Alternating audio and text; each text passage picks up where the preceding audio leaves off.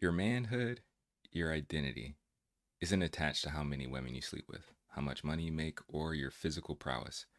It's about being all of who you were designed to be by God, for glory, for good, and for joy. And when we lean into that, that helps us to become free and whole. What up, Black Man? Welcome to the Beneficial Black Man podcast, where we journey together to overcome mediocrity and become beneficial for our community by sharing lessons from the highs and lows in life. I'm your host, Jamal Calpin. What's going on? What's going on? I hope you are doing well, Black Man. You're protecting your mental, finding time for an emotional release valve, and striving to become beneficial. So, I recently saw the Barbie movie. Um, Willingly, I went to go see it. I went to go see the Barbie movie with my wife and two of our friends. And the crazy part was, it was pretty good. It was a pretty good movie. Um, for what it is. Like, it's a movie about Barbie. Hi there, Olivia. Hi there. It was a pretty good movie about Barbie and hold on, let me share my screen real quick so we get a little bit more context. And let's see, add to stream. Let's see, here we go. All right. So yeah, the Barbie movie, and I'll show some pictures. Here this is images and clips from the Barbie movie. But the Barbie movie is a story about Barbie suffers a crisis that leads her to question her world and her existence. And so it was. I thought it was a funny movie. I thought it was pretty good. Um, I guess I should say spoiler alert. I don't know how many men are actually gonna go and watch the Barbie movie. Maybe you'll have to go because your wife is going or your significant other wants to see it with you. Whatever. It's a good movie. You can watch it. It's not. It's okay. You can go and watch the movie. But no, I thought it was good. I thought it was funny, and it was really just providing commentary to our society and our culture. Sure, there are things that they probably could have got better or whatever, because but it's complex. Making art is complex. And what I wanted to talk about though is the representation of men in the movie, particularly Barbie's boyfriend, Ken. And so in the movie, Ken struggles with his existence and identity. Like I said, hold on, before I go even further, again, spoiler alert: if you have not seen the movie, don't watch this because I'm gonna share some things that probably not a lot of things. I'm not gonna share a lot of things that are tied to the overarching story or whatever. But there are definitely things that if you're interested in seeing the movie, maybe you could put it put this episode to the side for now or whatever. But anyways, in the Barbie movie, Ken struggles with his existence and identity and relationship to Barbie. His identity was centered around being Barbie's boyfriend, receiving her love, attention, and affection. Nothing else mattered. And it's really funny how they depict it in the movie because like Ken has these weird quirks about him, and Ken is played by Ryan Gosling, who I think is a great actor.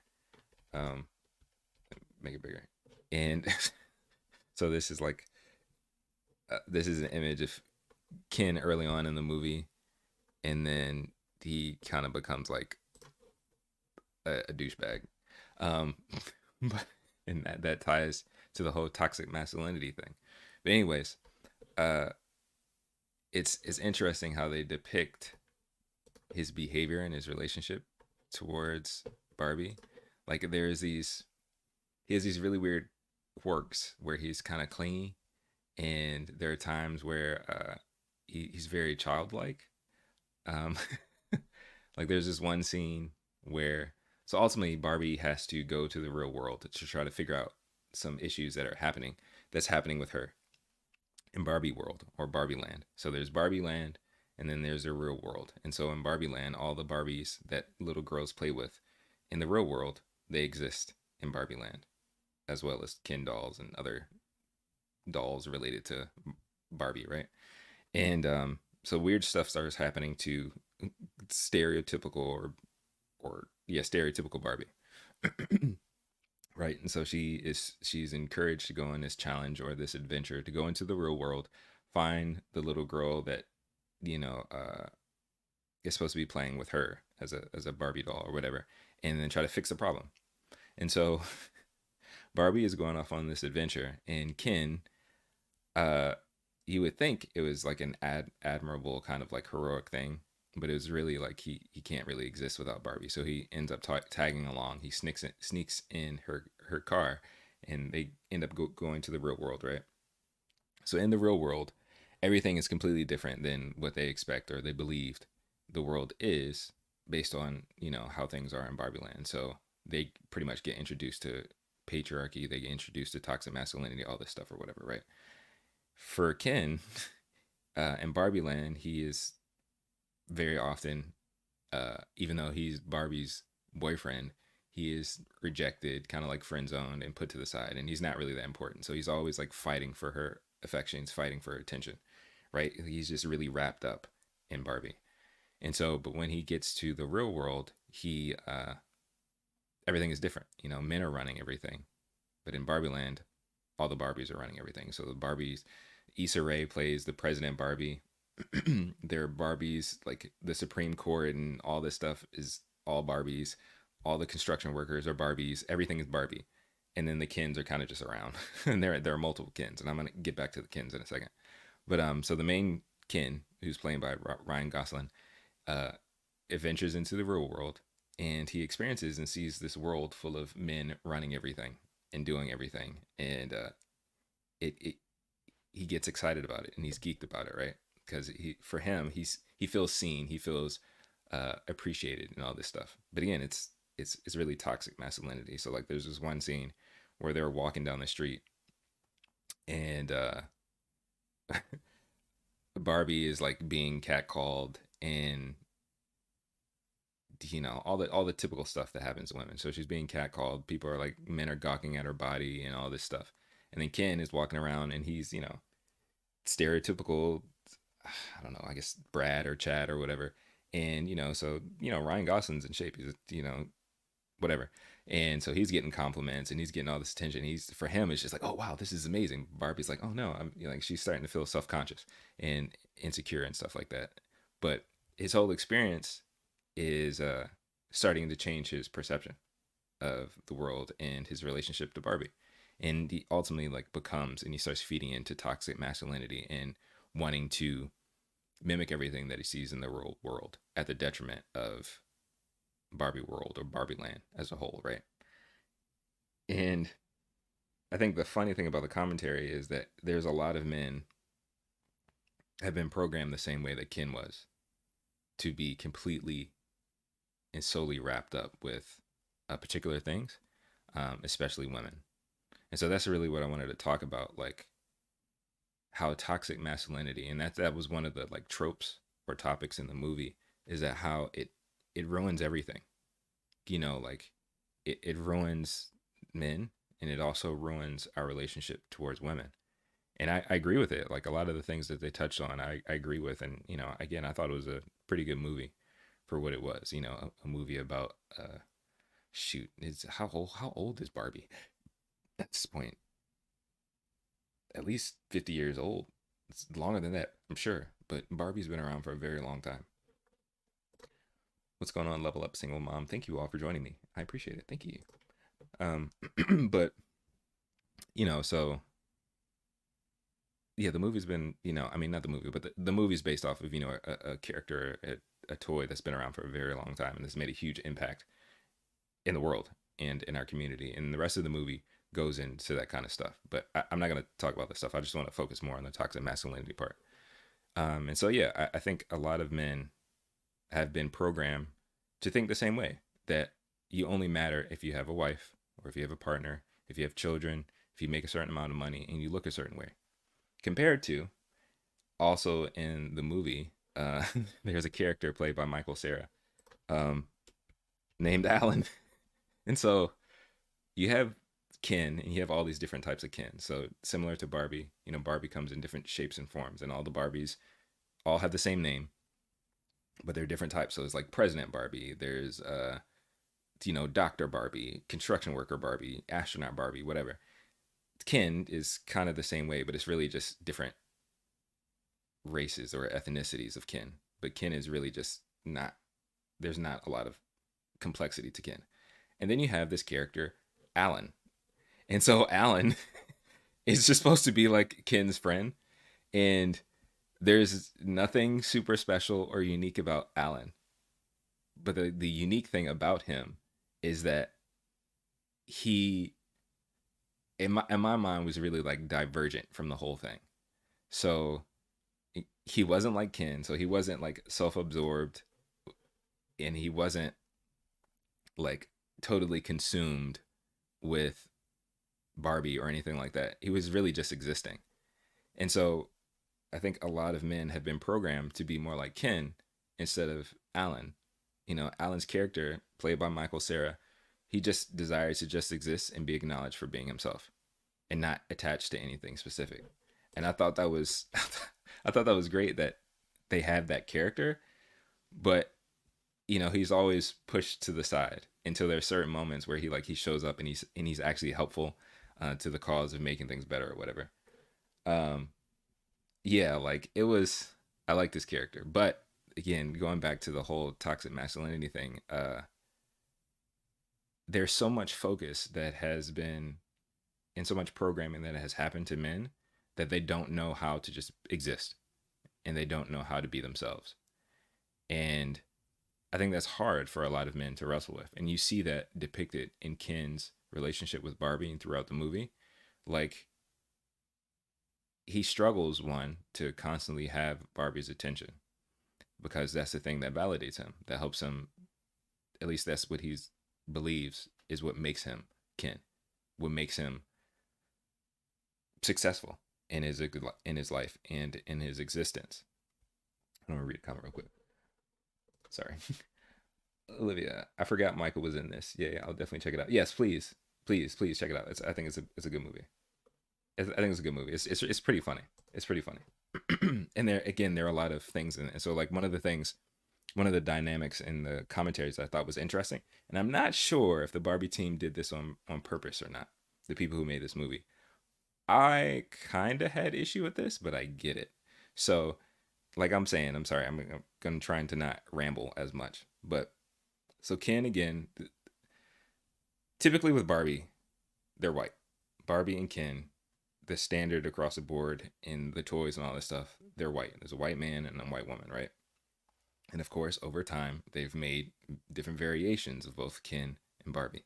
And so the way, so the way that it's set up in the movie is that you have Ken, who is, we understand, is Barbie's main squeeze. You know, that's he is created to be Barbie's boyfriend, right? Ken, white Ken.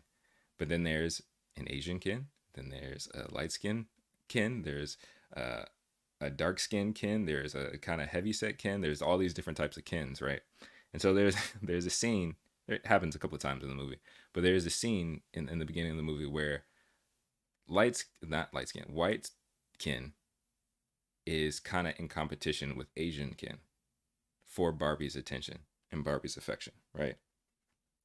And it eventually like turns them to them like having I guess like a pissing match or whatever, right?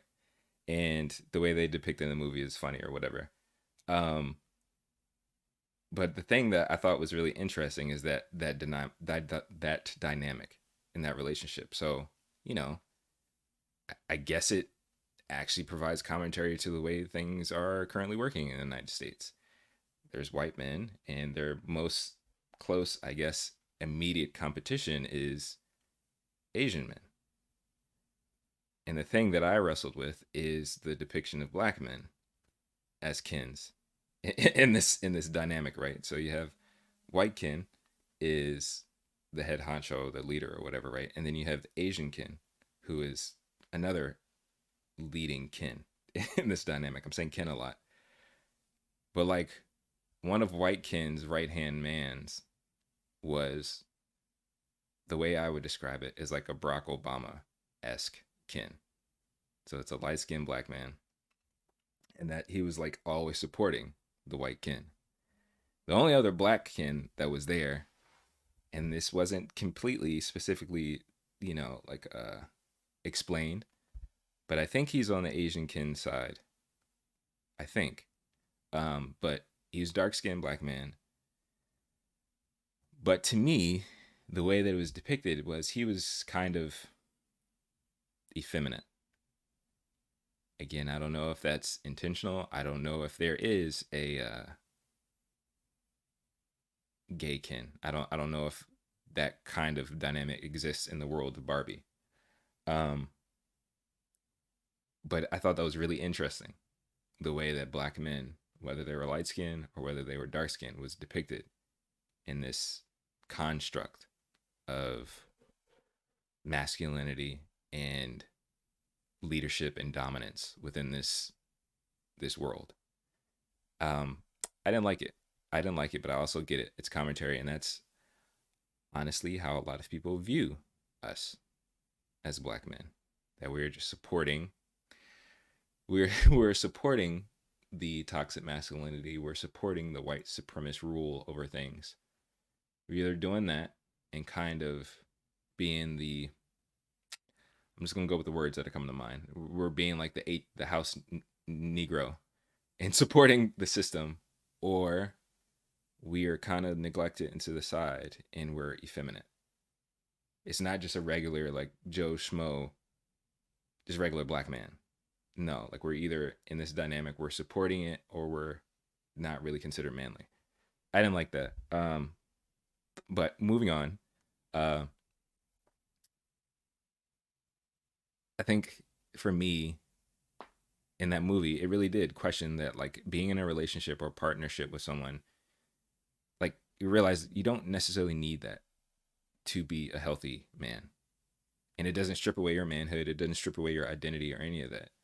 But seeing that Ken had to wrestle with all of that throughout the movie and coming to grips that he had to, what was it, learn that he's kin enough, that he's kin enough for himself, that he's okay to exist by himself. And I think that's really hard for a lot of men to wrestle with because we've been programmed that all of these things, this being in a relationship, making a certain amount of money, and looking a certain way, is all the things that we should strive for. And that's what makes us a man. But it's more complex than that. And it's also not required. You're not required to be in a relationship or to be married or have kids to be a man. You're not required to make a certain amount of money to be a man. You're also not required to look a certain way to be a man. Like being in a relationship, a partnership with someone is a choice, not a mandate. Having children is a choice, not a mandate. Making billions of dollars is a choice, not a mandate. Having six pack abs and looking a certain way is a choice, not a mandate. And the thing is, I think partly for me in that movie, learning that we have to like self reflect and look within and question if what we're pursuing is really our desire or just what we've been told to do. Is this just what we're being programmed to do as men? You know, and I thought that was really well done in how they depicted that in the movie. You know, like Ken had to learn how to just be Ken, and it didn't require him to, like, ultimately for him to be Ken, it doesn't require him to treat women a certain way. It doesn't require him to always get attention from Barbie, you know, or from women. And of course he's a toy, so he couldn't like change his physical appearance or any of that other stuff, and he didn't have money. But all of those things, you know, it was encouraged to be more like Alan. Alan didn't have the six pack abs. You know, he was just comfortable being himself. He didn't want to be a part of all of the chaos that was not good. You know, and he was in support of tearing it down, so he could just be his free self. You know, so I thought the movie was good. You know, and the question I have for us as men is like, can we be content without a partner? And of course, I'm married. I understand that, but I also had to learn how to be content before I got married. Can you be content without $1 million? Not to say that you shouldn't work to have more if you desire to have more, or if you have good reason to have more money. And can you be content if you don't look a certain way? You know, I'm thin. You know what I'm saying? Like I feel like I have a more natural nerdy bill. You know what I'm saying? I don't look like Michael B. Jordan. I don't look like Ryan Gosling. Do I want to be more in shape? Do I want to like get stronger? Absolutely. But does that take away from my manhood? No, it doesn't. Like I'm still a man, whether I have six pack abs and like huge arms or not. And I think the challenge is unprogramming unprogramming ourselves from these all these expectations. And again, continue to ask more questions. Are you able to live alone? Are you able to be content with yourself without playing roles and characters of what others tell you to do? Can you become and be a beneficial man without conforming to society's expectations? And the answer is yes. Focus on being your best self.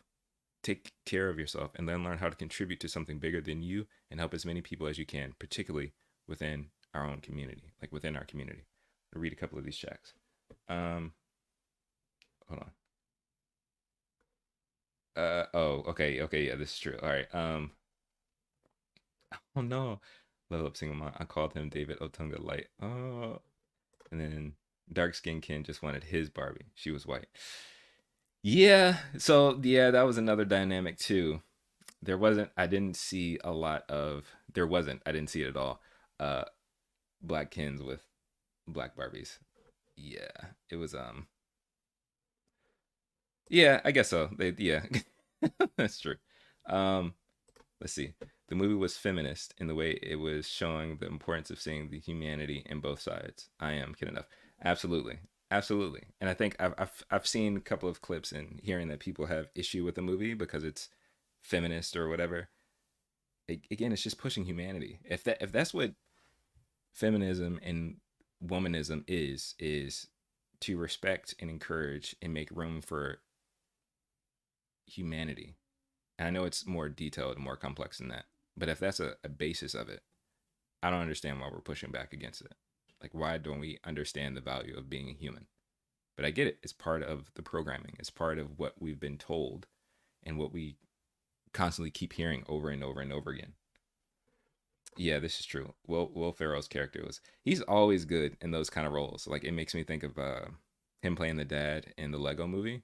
Yeah, he's really good. He's really good. And so overall, like, as men, I think those are questions that we have to ask ourselves. Like, are we okay?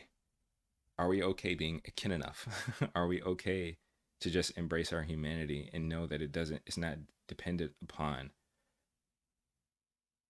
our relationship status, our financial status, or our physical status? Like, it doesn't require you to become a beneficial man, to be whole and to be a healthy man. It doesn't require you to be partnered. It may not require you to be super wealthy, and it doesn't require you to look a certain way. Like, I honestly believe the Most High gives us desires for the things that align us with our purpose and calling. So some people don't desire to get married, and that's okay. But that doesn't give you license to be an F boy. So even though you have no desire to get married, you shouldn't like just sleep around and mistreat women. That's not okay. Some people don't desire to be super rich, but that doesn't mean you shouldn't do the work to sustain yourself, take care of others if you have a family and children or whatever, and contribute to your community. Some people don't desire to look like Michael B. Jordan, but that doesn't mean you should neglect your health and well being. So just because you don't want to be like the next bodybuilder or whatever, you still need to take care of yourself. You still should go to the doctor. You should still exercise. You should still make sure that you're as healthy as you can be. You know, like, you're human and there's greatness inside of you. You're here for a purpose. And I believe we're designed to be servant leaders. I'll say this. I believe our design of being servant leaders has been co opted and misdirected towards nefarious ends like capitalism and wickedness and misogyny and all the other stuff that's making our community and our society trash. Um, but we have to choose a better path. And I think the better path is by pursuing vibrant excellence or becoming beneficial men and living for glory, for good, and for joy. Again, become kin enough. Ask those questions to yourself. Am I content just being myself? Ask, what am I being influenced by? Am I really pursuing these things? Am I pursuing this relationship? Am I forcing myself to do all these things just because somebody else is telling me to? Just because Kevin Samuels told me to? Just because Myron and what's his name from Fresh and Fit told me to?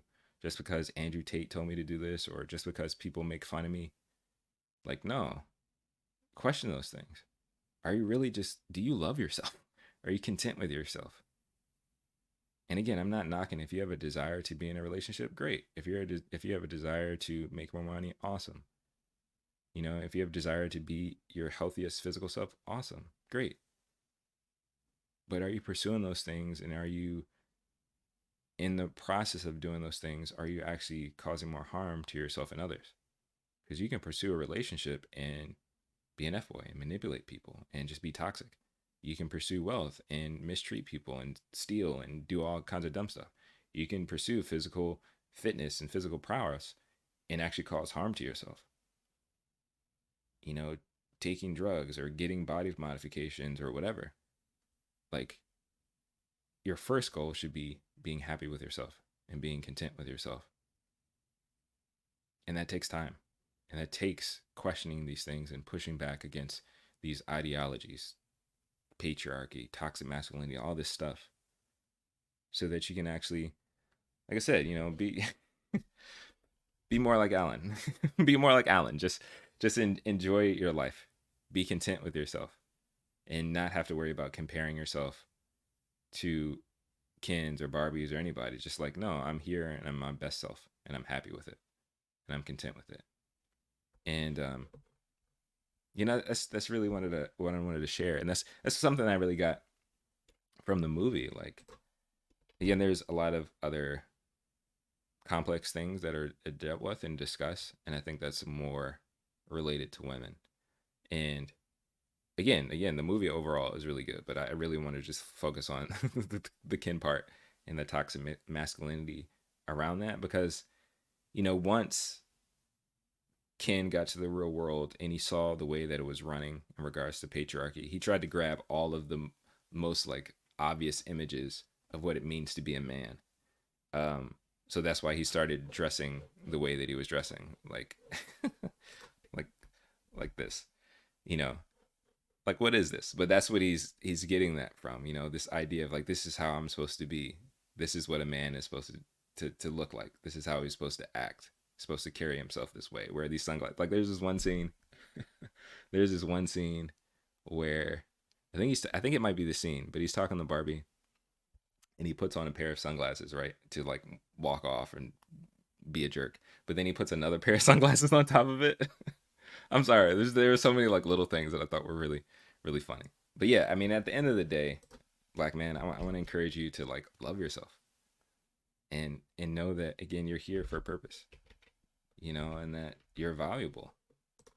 But a lot of these concepts and these ideals and this pressure that we're getting from society and from the world and from other people who really don't care about us, it's setting us up to not be our best selves. It's setting us up to not live for glory and for good, and it's setting us up to not be beneficial.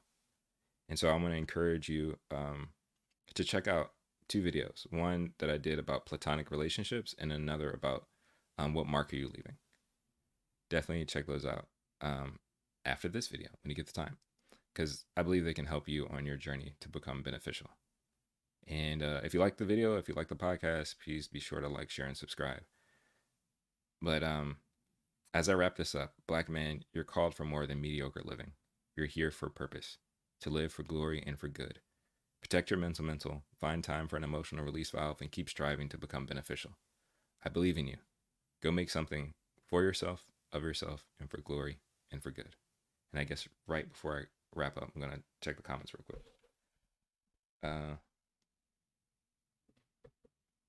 Let's see. Yeah, Will Ferrell's character was hilarious. He was, I don't know, his character was really strange, but it was funny. Let's see. Incognito says, I think it's also important to show how both sexes can fall into, well, this sex is the dominant sex when you are born into dominance, like Barbie. The Barbarki became just as toxic. Yeah. So okay, I can see that. I do like, since you said that, and again, I'm supposed to be wrapping up, but I do like when near the end of the movie, again, spoilers, after it was Barbie Land first, and then it became, I can't remember the long name, but Ken took over everything, and so Barbie Land became like Kingdom something or whatever, and then they did work to bring it back to Barbie Land, but they got to like a happy medium in Barbie Land, and the creators or the CEOs of the company of Barbie Land, of Barbie, they were trying to turn it all the way back to what it was. But the Barbies, Issa Rae's character, was just the president Barbie. She was like, no, we kind of like it the way it is. Like we found a happy medium, a balance, and it's okay. Like we let's leave it here.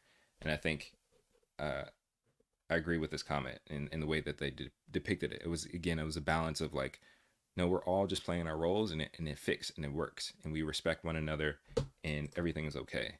And I think again, the work to get to that kind of place is more complex than what can be done in a 2 hour movie. But for us as men, it really starts with making sure we honor and love our humanity and love ourselves, and then get to a place where we can respect and love and serve those around us. But yes, thank you all for joining me. I appreciate it. Um, yeah, thank you. I got to work on these goodbyes. I'm not good at it. But I'll talk to y'all later. Peace.